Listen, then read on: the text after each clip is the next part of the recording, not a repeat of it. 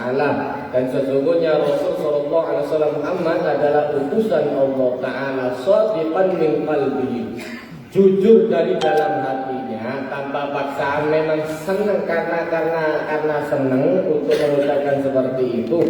Illa, kecuali pasti akan diharamkan oleh Allah Ta'ala neraka. Maka kemudian Mu'adz bin Jabal mengatakan, ya Rasulullah, afala ukhbiru bihan nas, boleh saya umumkan ini ya Rasulullah? Maka Rasulullah SAW mengajarkan, idan yattakilu, jangan, bahaya hadis yang model seperti ini. Makanya kemudian baca hadis itu lengkap sahabat. Nah sahabat repot, terus diketok mangarep ketok, buri kan dibocok ini. Ya bahaya juga, karena dalam hadis ini Rasulullah SAW mengajarkan, ketika Mu'adz bin Jabal bertanya, ya Rasulullah, apa boleh saya umumkan kepada orang-orang di pasar atau segala macam? Jangan, kata Rasulullah, nanti mereka bisa lalai, enak sembarangan, pokoknya syahadat, sembahyang muka karus, pokoknya syahadat dijamin, dikira Islam syahadat tak beda lontong, bahaya. Terus pokoknya masih tak pokoknya syahadat jadi.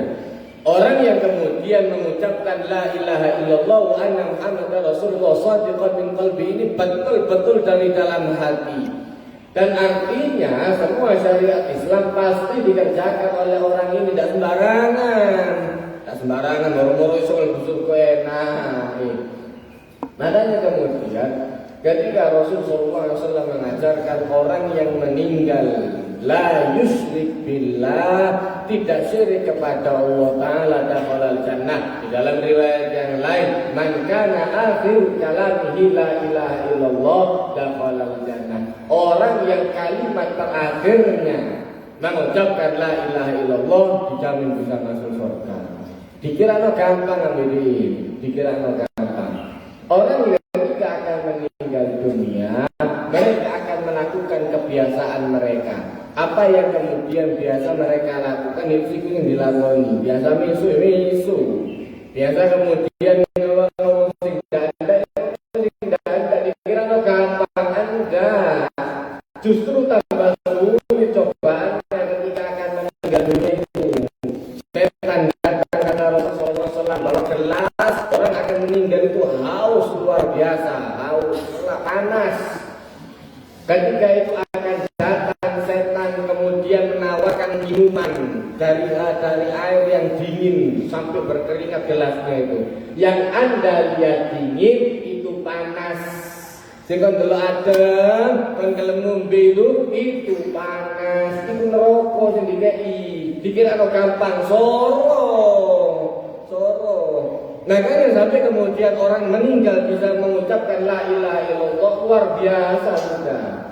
Nah, maka ini yang kemudian ditakutkan sama Rasulullah. Bisa jadi kalau orang kemudian tahunya hanya la ilaha illallah dakhalal jannah, nanti mereka akan meremehkan syariat yang lain. Bab yang selanjutnya, bab bayanu adadi syu'bil iman wa afdaluha wa adnaha. Bab yang menjelaskan tentang cabang dari iman dan apa yang paling utama dan apa yang paling rendah di dalam iman. Hadis yang kemudian yang selanjutnya, hadis yang ke-21 dari Abu Hurairah radhiyallahu anhu Nabi sallallahu alaihi wasallam qala al-imanu bid'un wa sittuna syu'bah wal haya'u syu'batun minal iman. Hadis dari Abu Hurairah radhiyallahu anhu menjelaskan iman itu sekian banyak, kata Rasulullah SAW, bid'un wa sittun, ada 60 sekian sampai 69 cabang. Maka Rasulullah SAW menjelaskan wal haya syu'batun minal iman, malu itu sudah termasuk sebagian dari iman. Makanya kemudian di dalam hadis yang lain Rasulullah SAW mengajarkan inna mimma adrakan nasu min kalamin nubuwatil ula idza lam tastahi fasna ma syi'ta. Rasulullah SAW di dalam hadis yang lain menjelaskan inna mimma adrakan nas, sesungguhnya apa yang bisa diambil pelajaran bagi manusia Dari apa? Dari kemudian min kalamin nubuwatil ula, dari perkataan para nabi yang terdahulu, ialah idza lam tastahi fasna masyita. Kalau Anda tidak malu, Anda boleh kerjakan apa saja. Nek kon ndak izin karang kabeh. Ada masalah, kon ndak izin keluargamu dilokno ambek wong-wong nyolong, ndak ada masalah. Selama kon ndak izin ndak ada masalah. Ada masalah. Kau ndak izin ya dikepelaki wong-wong, ditunggu wong-wong, mari dalam penjara, tidak ada masalah. Get-get kau yang terabas, naik nyolong, maksiat, tidak ada masalah. Kalau Anda tidak tahu malu, makanya di dalam beribadah itu perlunya malu itu ada di sana. Pentingnya malu itu ada di mana. Hadis yang selanjutnya ini masih lanjutannya, masih bab malu. Hadis dari Ibnu Umar radhiyallahu dari Abdullah bin Umar radhiyallahu anna Rasulullah sallallahu alaihi wasallam marra ala rajulin minal ansar wa huwa ya'idu akhahu fil haya. Faqala Rasulullah sallallahu alaihi wasallam da'hu fa innal haya minal iman. Hadis dari Abdullah bin Umar radhiyallahu menjelaskan ketika Rasul sallallahu alaihi wasallam datang jalan, kemudian kelihatan ada orang Ansor menasihati saudaranya karena saudaranya ini orangnya pemalu, isinan. Di Senen yang bilang ini mau sama sahabat Ansor, lah pokoknya izin. Akhirnya kemudian dinasihati sama Rasulullah SAW. Yang menasihati tadi dinasihati sama Rasulullah. Biarkan dia, biarkan. Ada kalanya ba'innal haya minal iman. Ada kalanya rasa malu itu termasuk bagian dari iman, selama tidak dibarengi males.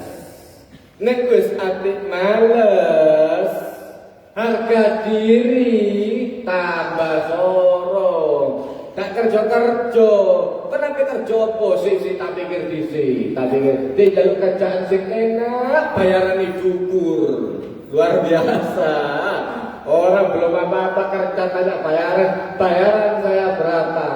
Tanya ke HRD, adakah pekerjaan yang gampang luar biasa bayarannya tinggi? Dijawab HRD ini ada, menggantikan direktur saya. Direktur itu kata nono, enak aja lo kerjaan sih gampang bayaran cukur. Nanti maka kemudian ada kalanya malu ini ketika kemudian disambungkan dengan hal-hal yang tidak baik, bahaya.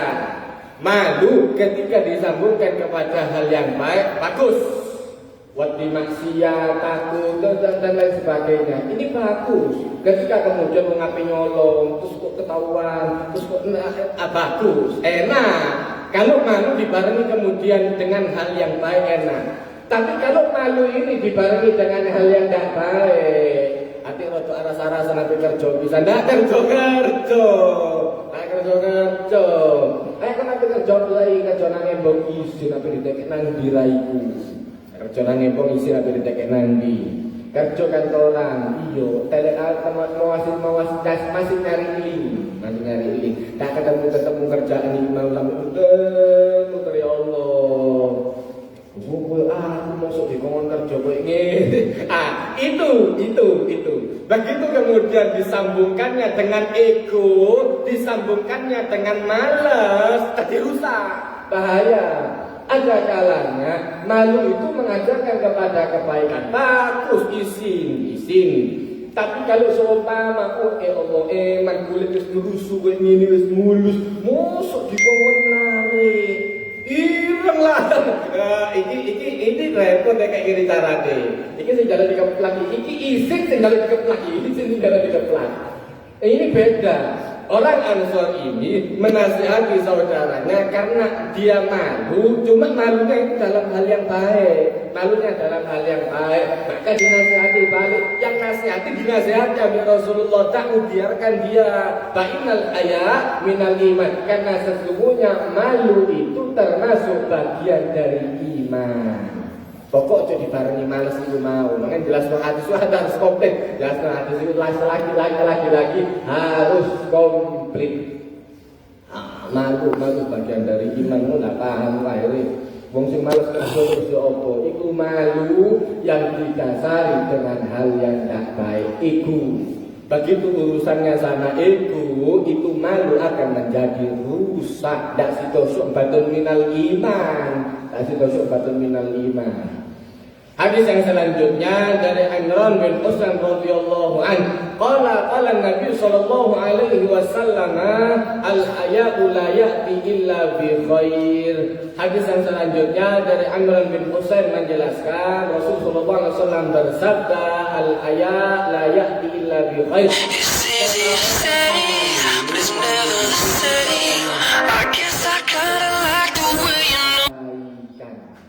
Tapi malu itu akan mendatangkan bagus, akan mendatangkan hal-hal yang baik. Yaitu tadi, selama tidak digabungkan dengan ego, selama tidak digabungkan dengan malas dan lain sebagainya. Pokok sifatnya baik, insya Allah kena. Insya Allah rasa malu ini akan kemudian mengajak manusia kepada hal yang baik. Tapi maksiat izin kok akhirnya nanti istri saya, anak saya kena ini, kena efeknya segala macam. Berhenti dari maksiat ini tadi. Kok izin ya, kok izin. Alhamdulillah, lumayan, enak. Makanya kemudian rasa malu ini yang harus ditanamkan. Ini rasa malu ini yang harus ditanamkan kepada anak, kepada cucu dan lain sebagainya. Ini penting. Ini penting. Kenapa anak-anak itu kemudian sampai pacaran, terus tutulan kabel segala macam? Isinya tidak ono di sana. Kan tidak ada malunya sama sekali. Dan bisa jadi juga karena cerita dari orang tua. Makanya kemudian Rasulullah SAW mengajari apa orang itu kemudian bisa masuk surga. Kullu ummati yadkhuluna jannah, semua umat saya insya Allah bisa masuk surga, insya Allah diampuni. Kecuali illal mujahidin, kecuali orang yang berbuat dosa terang-terangan. Wong gawe dosa bangga. Pembacaran umur piro nak? Umur kelas SMP. Wah, bagian SD kan ya Allah. Eta diceritakno ya Allah bagus luar biasa. Kayak ngene iki sing bahagia. Maksiat dipamerkan. Oh, bagian SD sana wis ngerti wong wedok wis SD. Oh, pinter kayak ngene iki. Bagus. Ya ini prestasi luar biasa. Wana isin putune TK di pacaran di sana. Pinter. Kali tekan dengkul. Kali tekan dengkul. Luar biasa kok. Ini kemudian yang bahaya itu ada di sini. Tapi begitu dia punya malu, isi. Apa pacaran, pas ketemu wong tuwa, pas seneng, pas ngelek-ngelek senengi wong tuwa, alhamdulillah. Kasih turun. Karena apa? Malu. Karena malu. Ini malu sangat-sangat bisa meredam. Malu ini gampang kayaknya. Karena hadis-hadis enteng-enteng. Cuma efeknya luar biasa ke belakangnya. Begitu dia malu, insya Allah semua maksiat itu bisa diredam dengan ini tadi. Sampai syahwat hawa nafsu itu bisa diredam dengan apa? Isin. Nek dak ono isine sana kayak binatang. Sudah kayak binatang. Makanya kemudian pentingnya malu itu ada di sana. Hadis yang selanjutnya bab bayan tafadhulul iman, tafadhulul Islam wa ayyumuri afdal. Bab tentang penjelasan di dalam Islam. Hadis yang selanjutnya hadis ke-24 dari Abdullah bin Amr radhiyallahu anhu. Abdullah bin Amr bin al-As radhiyallahu anhuma anna rajulan sa'ala an-nabiy sallallahu alaihi wasallam ayyul islami khair. Qala tut'imu at-ta'am wa taqra'u as-salama 'ala man 'arafta wa man lam ta'rif. Hadis yang selanjutnya dari Abdullah bin Amr bin al-As menjelaskan sesungguhnya ada seorang bertanya kepada Rasul sallallahu alaihi wasallam, ya Rasulullah, Islam seperti apa yang baik? Maka dijawab oleh Rasul sallallahu alaihi wasallam, tut'imu at-ta'am. Langkah nyata. Tadi cuma slogan merentas kemiskinan, melarat tidak dikei panganan sama sekali, Dikon berjuang dewe-dewe, bagus. Apa sih merentas kemiskinan? Sing nang jero enak kabeh, sing nang jopo kelaparan ngenteni. Terus siapa hasil rapat ken sabar. Wah, bagus. Diterken dia sabar, kejadian sabar sana. Sabar kawan iki. Enak ae ngomong subhanallah. Apakah Rasulullah SAW nggak langsung ngajari apa yang kemudian mulia dalam Islam? Islam seperti apa yang baik? Rasulullah SAW mengajari itu an-naf'an. Anda memberi makan kepada orang lain. Kemudian apa selanjutnya? Wa taqra'us salama 'ala man 'arafta wa man lam ta'rif. Anda ucapkan salam kepada orang yang Anda kenal. Ini biasa. Tapi kepada orang yang tidak Anda kenal juga. Ini penting. Anda mengucapkan salam sama siapa saja. Cukup robot komentar terus. Yusallimu ar-raqibu 'ala al-mashi wal mashi 'ala al-qa'idi wal qalilu 'ala al-kathir. Dalam hadis yang lain Rasulullah SAW mengajarkan etika memberi salam. Orang yang jalan, orang yang ada di atas kendaraan memberi salam kepada orang yang jalan. Orang yang jalan memberi salam kepada orang yang duduk. Orang yang banyak, orang yang sedikit memberi salam kepada orang yang banyak. Wal qalilu 'alal katsir. Orang yang sedikit memberi salam kepada orang yang banyak. Mlaku dhewe ana kumpulan kumpul-kumpul asalamualaikum masih tak dijawab caknoan, tetap gak salam. Tetap kasih salam. Anda memberikan salam kepada orang yang Anda kenal dan orang yang tidak Anda kenal. Paling rendah Islam itu ngajari. Paling tidak penitip rahayu. Paling tidak Anda itu nitip muka. Jadi ketika Anda kemudian butuh apa, orang itu akan mudah untuk nolong karena sudah biasa salam, sudah biasa mendoakan. Tapi kalau tidak kenal apa-apa, tidak tahu salam, aku kenceng sombong luar biasa begitu loh, itu tambah direwangi, tambah dikapok-kapok. Butuh oksigen, taruh kabeh, tak kapok taruh kabeh. Begitu mesti loro orang yang sakit, orang yang tidak pernah nyopo. Begitu loro, butuh oksigen, padahal akeh oksigen gratis, alhamdulillah akeh. Sing donatur akeh. Tapi begitu wong sing wis ditaruh bapakmu dhewe, mate bapakmu mengurangi populasi wong sing mencurang, mengurangi populasi wong sing mencurang. Bagus kan. Tambah dikapok-kapoki. Tapi begitu orang itu baik kepada orang lain, nyopo, maka diperhatikan oleh orang lain. Itu kemudian akhlak Islam. Hadis yang selanjutnya dari Abi Musa al-Asy'ari radhiyallahu anhu, qalu ya Rasulullah ayyul islami afdal? Qala man salimal muslimuna min lisanihi wa yadihi. Hadis dari Abu Musa al-Asy'ari radhiyallahu anhu menjelaskan ketika Abu Musa dan sahabat-sahabatnya bertanya kepada Rasul sallallahu alaihi wasallam, ya Rasulullah, ayyul islami afdal? Islam seperti apa yang paling utama? Islam yang baik yang seperti apa? Sekarang beda-beda jawaban Rasulullah. Islam itu luas, bukan hanya satu dua. Jadi jangan Anda membatasi Islam itu hanya ini saja, tidak. Banyak yang harus dikembangkan dalam Islam ini.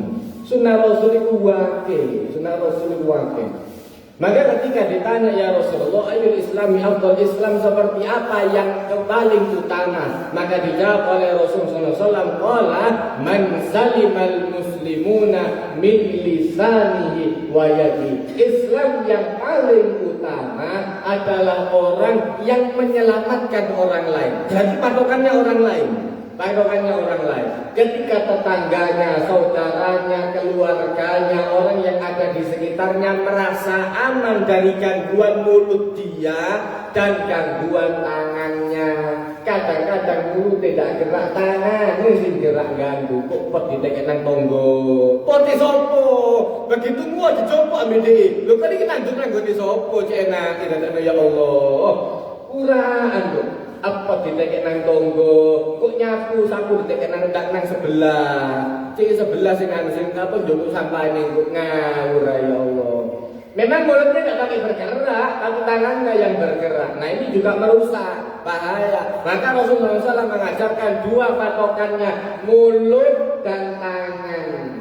Kalau sudah mulut dan tangannya bisa dikontrol, insya Allah aman. Mulut tidak bisa dikontrol, ngerasani gunung, berarti orang masih belum merasa aman, belum merupakan Islam yang baik. Jangankan iman, Islam sedulur si anan. Iku Islam sing genah si durung si anak. Kok sembahyang nih? Masih kon sembahyang.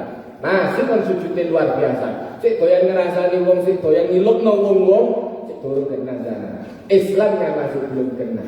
Jangankan naik ke tingkat iman, Islam saja masih belum. Islam saja masih belum sempurna kalau seperti itu. Nah, maka Rasulullah SAW mengajarkan dalam hadis ini dua patokannya. Patokan diri sendiri dan patokan orang lain. Patokan diri sendiri diajarkan dari hadis dari Amr bin As tadi. Orang yang kemudian mengucapkan salam, memberi makan kepada orang lain. Hadis yang selanjutnya patokannya orang lain. Orang merasa aman dari gangguan lidah dan gangguan tangannya. Hadis yang selanjutnya dari bab tentang bayan khisal man ittasafa bihinna wajada halawatal iman. Bab tentang orang yang kemudian mensifati dengan sifat-sifat yang ada di bawah ini, wajada halawatal iman, akan mendapatkan lezatnya iman. Jadi bukan iman saja yang dibutuhkan, sampai orang merasa nyaman dengan iman. Duduk sembahyang nih, orang merasa nyaman dengan sholatnya, bukan puasanya. Orang merasa nikmat dengan puasanya. Itu satu dulu.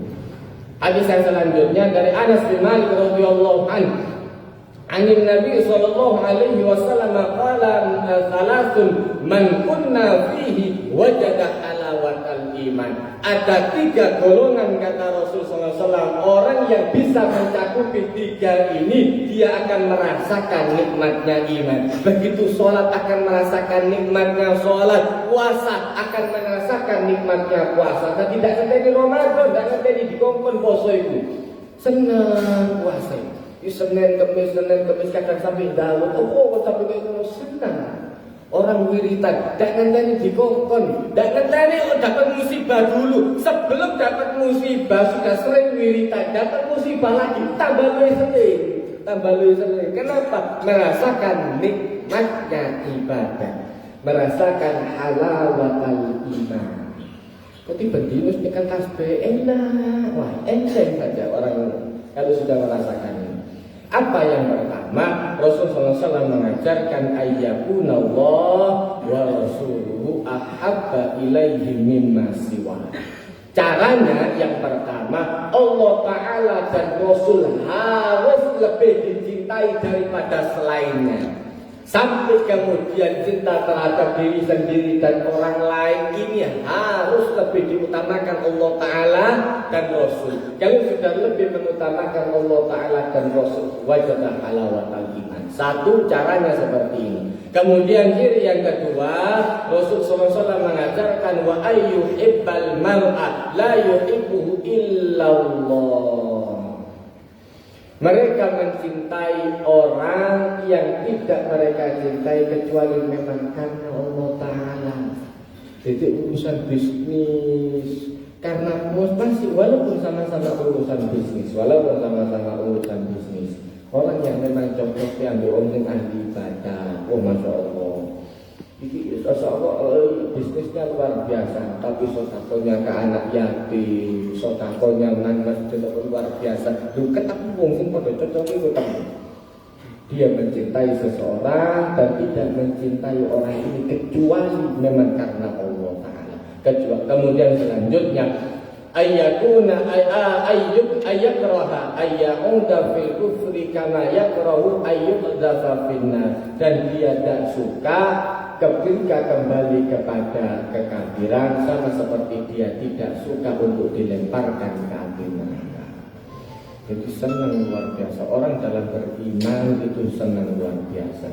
Ketika Allah Ta'ala dan Rasul lebih cintai, kemudian dia cinta terhadap orang lain karena Allah Ta'ala. Dan dia kalau diajak untuk maksiat, diajak untuk kekafiran, dia sangat-sangat tidak suka, sama seperti dia tidak suka untuk dilemparkan ke dalam api neraka. Begitu sudah mencakup 3 ini, wajada halawatal iman, akan merasakan lezatnya iman. Barakallahu wa lakum fil Qur'anil azim wa nafa'ani wa iyyakum bima fihi minal ayati wa dzikril hakim wa taqabbala minni wa minkum tilawatahu innahu wal ghafurur rahim wa hamna bil Qur'an wa ja'alna lana imaman wa nuran wa hudan wa rahmah Allahumma dzakirna minhu ma nasina wa 'allimna minhu ma jahilna warzuqna tilawatahu ana al-laili wa atrafan nahar waj'al lana hujjatan ya rabbal alamin. Rabbana atina fid dunya hasanah wa fil akhirati hasanah wa qina adzabannar wa qina jannata ma'al abrar ya rabbal alamin. Wa sallallahu ala khairil khalqi Muhammad sallallahu alaihi wasallam. Alhamdulillahi rabbil alamin. Wassalamu alaikum warahmatullahi wabarakatuh.